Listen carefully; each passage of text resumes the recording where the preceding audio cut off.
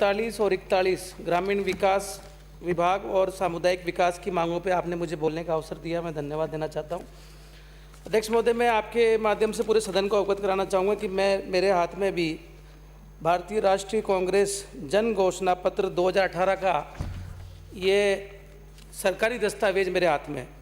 इसमें ग्रामीण विकास के बारे में मैंने ढूंढा तो 2-3 पॉइंट मुझे मिले, कोई ज़्यादा पॉइंट नहीं मिले मगर फिर भी 2-3 पॉइंट मिले। मैं पूरे हमारे सभी साथियों को बताना चाहूँगा।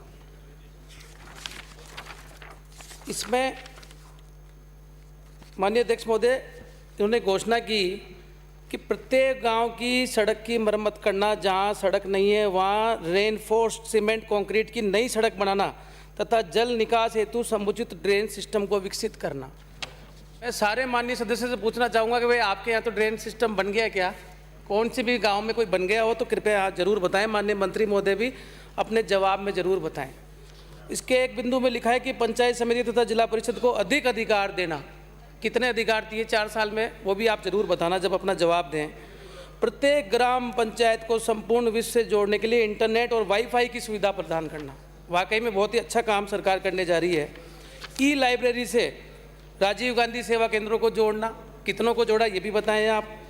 मनरेगा को प्रभावी ढंग से लागू करना और परिणाम स्वरूप टिकाऊ परिसंपत्तियों का सृजन करना। कितनी टिकाऊ संपत्तियां बनाई ये भी आप जरूर बताएंगे। गाँव का शहरों की तर्ज पर विकास करते हुए आधारभूत ढांचागत सुविधाएं उपलब्ध कराना, अच्छी बात है। और सबसे बड़ा पॉइंट इसमें सभापति महोदय 11 नंबर पे इन्होंने लिखा है पंचायती राज चुनाव में न्यूनतम शैक्षणिक योग्यता की शर्त को हटाया जाना। ये जरूर आपकी सरकार ने किया, बहुत अच्छा काम किया। इसका परिणाम क्या आया सभापति महोदय मैं बताऊंगा आपके प्रगति प्रतिवेदन के माध्यम से। आपके पेज संख्या 122 में आया है कि दिनांक 31/12/2021 तक की स्थिति विवरण नियमानुसार लगभग 7,000 गबन के प्रकरण आपके विभाग में, जिनकी राशि लगभग 22 करोड़ के ऊपर की राशि होती है, जिसमें से 50,000 के ऊपर की लगभग 450 गबन के प्रकरण है और लगभग 6,500 के ऊपर 50,000 तक के गबन के प्रकरण है। अच्छी बात है आपके प्रतिवेदन में आया कि भाई गबन हो रहे हैं, तो कहीं ना कहीं साक्षरता हटने का हमको अच्छा परिणाम मिल ही रहा है।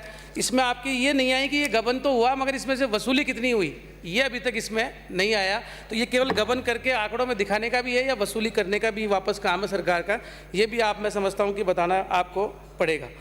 इसी के साथ जो पूरा मूल बजट है आपका, कहीं भी पूरे मूल बजट में, पिछले बजट में, इस बजट में माननीय मुख्यमंत्री जी ने जो इतना लंबा चौड़ा भाषण दिया, इसमें कहीं भी ग्रामीण विकास का नामो निशान ही नहीं है। माननीय उपनेता प्रतिपक्ष, आपने भी बजट को पढ़ा होगा, मैंने पढ़ा, मूल बजट में कहीं भी ग्रामीण विकास या पंचायती राज का कोई नामो निशान नहीं है। अब नरेगा की बड़ी बड़ी बातें करी गई है। मुख्यमंत्री जी के द्वारा कहा गया कि 25 दिन का हम अतिरिक्त नरेगा का हम काम देंगे। मैं आपके थोड़े आंकड़ों पर गौर फरमाना चाहूँगा कि 2018-19 में जो मानव दिवस पूरे बने राजस्थान में वो 2,942 बने, 2019-20 में 3,286 बने और लाखों में है ये संख्या, और 2020-21 में 4,605 बने और 21-22 में माननीय सभापति महोदय 2,962 बने। तो बहुत अच्छा कर रहे हैं काम अपने, तो बहुत ऊपर जा रहा है आंकड़ा आपका। अगर प्रति परिवार रोजगार के औसत दिवस हमें देखे जाएं तो इस चालू वित्त वर्ष में केवल 47 होते हैं, केवल 47 प्रति परिवार का अगर हम जोड़ेंगे इसमें। और हाँ, टोटली 47 हो रहे साहब, 47 ही ये दिन, 47 दिन है रोजगार औसत दिवस प्रति परिवार का अगर आया है। तो राजस्थान का ये आप ही का कागज है, इसी में से बोल रहा हूँ, मैं कोई अलग से नहीं बोल रहा। अब इसको आप 125 तक ले जाने का आपके सामने लक्ष्य है 3 महीने में, तो आप ले जाइए। इसको कैसे ले जाते हैं? 3 महीने में आप ले जाएंगे, जरूर ले जाएंगे। दूसरा सभापति महोदय, मैं आपके माध्यम से बताना चाहूँगा कि इतनी बड़ी ग्रामीण विकास की हम बातें करते हैं, बड़ी बड़ी घोषणाएं करते हैं, पूरे बजट में कहीं नाम नहीं है। और मैं धन्यवाद देना चाहूँगा हमारे प्रधानमंत्री जी को, जिन्होंने जल जीवन मिशन से पूरे गाँव को जोड़ने की चेष्टा करी और वो काम आज हमारे बीच में होता दिख रहा है। मगर एक सबसे बड़ी तकलीफ जो हमारे तमाम जनप्रतिनिधियों के सामने आ रही है वो जनता जल योजना है। कहीं भी 2 साल के बजट में जनता जल योजना का नाम नहीं। आपके प्रगति प्रतिवेदन में भी साफ साफ आपने कुछ 2 लाइनों में इसकी इतिश्री कर दी कुल 6,523 जनता जल योजनाएं संचालित है और प्रति व्यक्ति आप उसको जो कोई मानदेय दे रहे हैं 252 रुपये प्रतिदिन के हिसाब से 6,552 मासिक भुगतान आप प्रति आदमी को दे रहे हैं। कहाँ से मिलेगा आपको काम करने वाले आदमी? सारे आपने जनप्रतिनिधियों को उलझा के रख दिया। आज मैं मेरी विधानसभा फुलेरा की बात करूं, आपने 2 साल तक चुनाव नहीं कराए, पुराने आपके जनप्रतिनिधियों ने 1 रुपया नहीं उठाया, 1-1 करोड़ रुपए एक पंचायत में बिजली का बिल बाकी है। माननीय सभापति महोदय, कैसे चलेगी पंचायतें? विकास तो दूर की बात है, वो उनका बिजली का बिल 31 मार्च आते ही सबकी टेंशन होने लग जाती है। अभी सभी माननीय सदस्यों के पास समाचार आ रहे होंगे कि बिजली करने वाली है, सब अपने अपनी करते हैं। हो सकता है सरकार वालों को विशेष छूट हो, हमको तो नहीं है ऐसी कोई छूट। तो मैं समझता हूँ कि ये आपने पूरे बजट में कहीं भी जनता जल योजना के लिए कोई भी अनुदान देने की कहीं भी किसी भी पंचायत को 1 रुपये की घोषणा नहीं करी। मेरी मांग है आपसे कि इसके तहत भी आप चाहे जिला परिषद मद से चाहे पंचायत समिति मद से जिन जिन पंचायतों में तकलीफ है उनको तुरंत आप अलग से पैसा दिलाएं।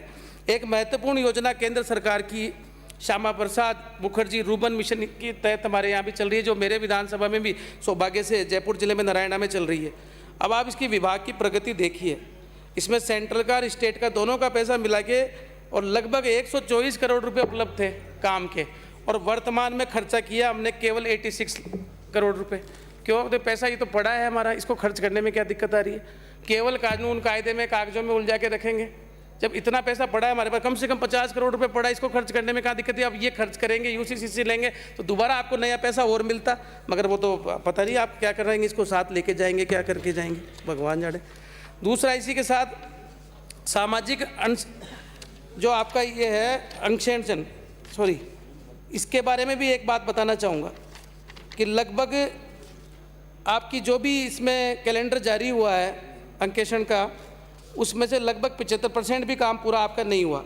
मगर एक बड़ी बात देखिए, नेता प्रतिपक्ष आपसे निवेदन करना चाहूँगा कि 142 लाख का आक्षेप लगाया इन्होंने केवल इसमें कागजों में आंकड़ों में, उसमें से कमेटी ने डिसीजन किया 97 लाख का रिकवरी के लिए, और आज तक रिकवरी हुई है 7 लाख की। तो ये किसके लिए करते हैं अपन ये कैलेंडर जारी? जब हमको कुछ लेना ही नहीं है, देना ही नहीं, तो क्यों हम ये डपोसला करते हैं कि भाई आप आएंगे, जांच करेंगे, वो करेंगे? नरेगा की या कोई भी पंचायत की करनी ही नहीं है तो कोई रिकवरी लेनी नहीं है, तो काई के लिए हम इसको बार बार करना चाहते हैं? आपने 2021-22 में माननीय मुख्यमंत्री जी ने घोषणा करी, स्वच्छ भारत मिशन अंतर्गत 2 लाख व्यक्तिगत शौचालयों का निर्माण। बहुत अच्छी घोषणा थी, बढ़िया थी। 60-40 का रेशो है, केंद्र की योजना भी है, इसमें राजस्थान का भी भाग है। और इसमें मैंने भी आपका ये पढ़ा, इसमें पूरा इसमें जो आया लगभग 93,000 आपका अभी तक 31 दिसंबर तक ही पूरे हुए हैं। अब आप कहेंगे कि इसकी आवश्यकता ही इतनी आई, प्रस्तावित नहीं है, तो फिर अभी वर्तमान बजट में फिर मुख्यमंत्री जी ने 2 लाख की घोषणा करी है, या तो कॉपी पेस्ट सेम करा है। पिछले बजट में भी 2 लाख की घोषणा करी है, 93,000 बने अभी तक, और अभी इस बजट में फिर 2 लाख की घोषणा करी है। तो ये 3 महीने में पूरे अब 1.25 लाख कर देंगे, 1,07,000। अच्छी बात है, आप कर सकते हैं, बढ़िया बात है, करिए। मैं एक निवेदन करना चाहूँगा कि अभी हाल ही में सरकार ने पंचायत समिति और पंचायतों का पुनर्गठन किया, बहुत वाहवाही लूटी, चुनाव के दृष्टि से फायदा भी आपको मिला होगा।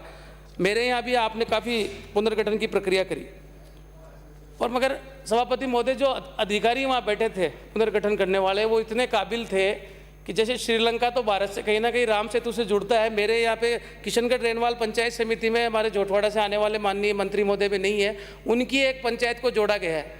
और आप सबको, पूरे सदन को ताज्जुब होगा, शायद पूरे राजस्थान में एक पंचायत होगी जो 2 पंचायत समिति क्रॉस करके तीसरी पंचायत समिति में जोड़ी है। कहीं भी ज्योग्राफिकली उसका कोई बॉर्डर उसका मिलता नहीं। मेरी पंचायत समिति के बीच में पहले जोबनेर पंचायत समिति आ गई, फिर सांबर आ गई, फिर रेनवाल की एक पंचायत, जैसे कोई अलग से टापू को हमको दे दिया, वो दे दिया।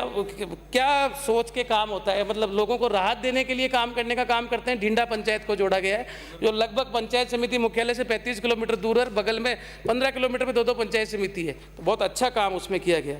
पंचायतों का पुनर्गठन भी हुआ मेरे यहाँ। 9,500 की 2 पंचायतें, उनको तोड़ने की दिक्कत नहीं आई। 2,500 की 2 पंचायतों को तोड़ के तीसरी पंचायत बनाने की नौबत आ गई। राजनीतिक लाभ लेना कर सकते हैं। पंचायत समिति के वार्ड, एक वार्ड में 7,000 मतदाता हैं, एक में 2,500 मतदाता हैं। बहुत बढ़िया काम कर रहे हैं आप, किस प्रकार से बराबर करने का काम कर रहे हैं। और तो और सभापति महोदय, जो इतनी बड़ी बातें हम करते हैं ग्रामीण जनता की, गाँव की, पंचायती राज की, ग्रामीण विकास की, हमारे नेता प्रतिपक्ष महोदय को निवेदन करना चाहूँगा कि मेरे यहाँ 4 साल में 9 बार वीडियो का ट्रांसफ़र हुआ है। आप ही लाते हैं, आप ही लाते हैं। 9 वीडियो बदल चुके हैं। हाँ, और अभी आपके मंत्री बनने के बाद अभी ये सौभाग्य नहीं हुआ, वो भी जल्दी हमें मिल जाएगा, ये मुझे पता है, तो वो भी मिल जाएगा, आपको कोई दिक्कत नहीं। इसी के साथ मैं एक बात निवेदन करना चाहूँगा, हमारे धारीवाल जी भी विराजमान थे, वो चले गए। इसी सदन में माननीय धारीवाल जी ने घोषणा की थी कि शहरी विकास में जो भी अभियान में पट्टे दे रहे थे, अभियान में पट्टे देने की प्रक्रिया तय की है। अगर चेयरमैन ने 15 दिन में पट्टे पर साइन नहीं किए तो 15 दिन में शहरी निकाय के ईओ के दस्तक से पट्टा जारी मान्य होगा, चेयरमैन के दस्तक की आवश्यकता नहीं है। तो ये सरकार गांव की सरकार को अलग मानती है, शहर की सरकार को अलग मानती है।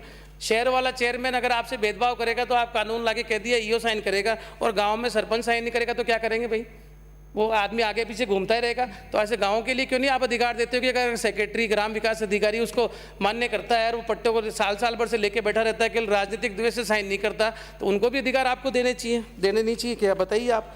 इसी के साथ जो हमारे सरपंच संघ है, सारे माननीय सदस्यों को सभी सरपंच संघों ने ज्ञापन दिए होंगे, मेरे यहाँ भी सांबर सरपंच संघ ने भी ज्ञापन दिया है कि जो 15 वित्त आयोग की जो आपकी योजनाएं हैं उनका हिस्सा अभी तक स्थानांतरण नहीं हुआ। मानदेय और जो है इनका कर्मचारियों का वो भुगतान की राशि कटौती नहीं की जाए। जल जीवन मिशन में जो बजट है उसमें जलदाय विभाग को इनके लिए भी अलग से बजट दिया जाए, इनके मानदेय बढ़ाया जाए, सरपंचों के हो जाए। अच्छा, आपने अभी माननीय मुख्यमंत्री जी ने घोषणा करी बजट में जनप्रतिनिधि और पंचायती राज के जो प्रतिनिधि है 20% की बढ़ोतरी करेंगे भत्तों में। तो जो शहर में नगर पालिका के पार्षद है वो तो काम करते हैं, गांव वालों भगवान भरोसे, वार्ड पंच को कितना हम भत्ता देते हैं, पंचायत समिति को जिला परिषद वालों को कितना भत्ता देते हैं, तो वो क्या राम भरोसे है कि गाँव वाला है वो उठ के आ जाएगा अपने आप और काम करके चला जाएगा, और शहर वाले को बहुत ज़्यादा जरूरत है। तो आप लोग कुछ इसके लिए भी सोचिए, कहीं से भी योजना में मत लाइए, कुछ भी करिए, इनके लिए भी कुछ ना कुछ करने की मैं समझता हूँ सरकार को आवश्यकता है। आपके प्रधानमंत्री आवास में जो त्रुटि है, 9 लाख नामों के लिए मांग कर रहे हैं सरपंच संघ, उनको क्यों नहीं जोड़ा जाता और नामों के लिए? छोटी छोटी बातों के लिए इनको परेशान किया जाता है, इनका काम नहीं किए जाते। दूसरा मेरा एक निवेदन है कि जो नरेगा है, आप सब लोग उसके लिए बार बार बात करते हैं कि साहब अच्छा काम करेंगे, मुख्यमंत्री जी ने कहा पैसा बढ़ाएंगे, वो करेंगे। अब माननीय मंत्री महोदय अभी निकल गए, मैं बताना चाहूँगा कि मैंने दक्षिण भारत का अध्ययन किया, कुछ 1-2 राज्यों का।